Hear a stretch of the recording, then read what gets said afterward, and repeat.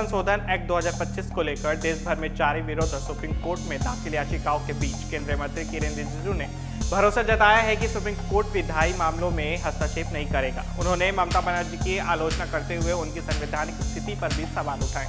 नमस्कार, मैं हूं आपके साथ तौफीक उमर और आप देख रहे हैं V1 न्यूज। अल्पसंख्यक मामलों के केंद्रीय मंत्री किरेन रिजिजू ने कहा है कि उन्हें पूरा भरोसा है कि सुप्रीम कोर्ट सरकार के विधायी मामलों में दखल नहीं देगा।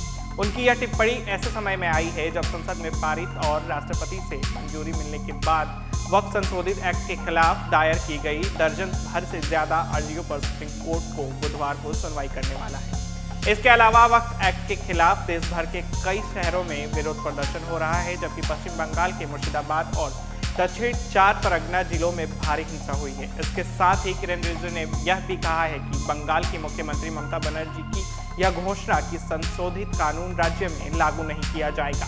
इस बात पर सवाल उठता है कि इस पद पर रहने का कोई नैतिक अधिकार या संवैधानिक अधिकार है। बता दें कि ममता बनर्जी ने वक्फ एक्ट के खिलाफ कड़ा रुख इख्तियार किया है और कहा है कि वह अपने राज्य में इसे लागू नहीं होने देंगी। एक इंटरव्यू से बात करते हुए यह रिजिजू ने कहा है कि मुझे पूरा भरोसा है कि सुप्रीम कोर्ट विधायी मामलों में दखल नहीं देगा।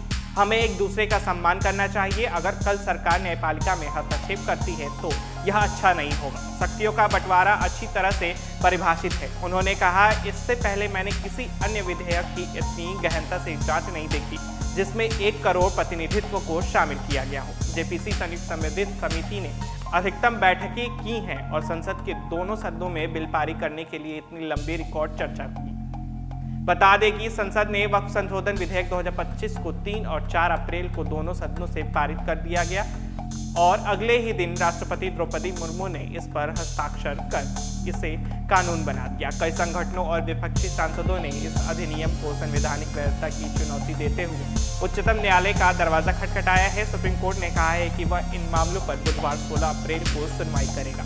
केंद्र ने भी इस मामले में कैविएट अर्जी दाखिल कर कहा है कि इस मामले में किसी नतीजे पर पहुंचने से पहले उसकी बात सुनी जाए। इससे पहले सुप्रीम कोर्ट ने स्पष्ट कर दिया था कि वह विधायिका और अधिकार क्षेत्र में दखल नहीं देगा, लेकिन संविधान से जुड़े मुद्दों पर अंतिम मत स्वरूप से वह याचिकाकर्ताओं की बात सुनने के लिए आखिरकार सहमत हो गया है। याचिकाओं में दावा किया गया है कि संशोधित कानून समानता अधिकार और धार्मिक स्वतंत्रता के अधिकार सहित कई मौलिक अधिकारों का हनन करता है। वक्फ संशोधन एक्ट को लेकर सुप्रीम कोर्ट में सुनवाई और देश भर में विरोध के बीच केंद्रीय मंत्री किरेन रिजिजू ने भरोसा जताया है कि अदालत विधायी मामलों में दखल नहीं देगी। अब देखना होगा कि सुप्रीम कोर्ट इस संवेदनशील मुद्दे पर क्या रुख अपनाता है। आज के लिए बस इतना ही। बाकी देश और दुनिया की तमाम खबरों के लिए जुड़े रहिए हमारे साथ और देखते रहिए V1।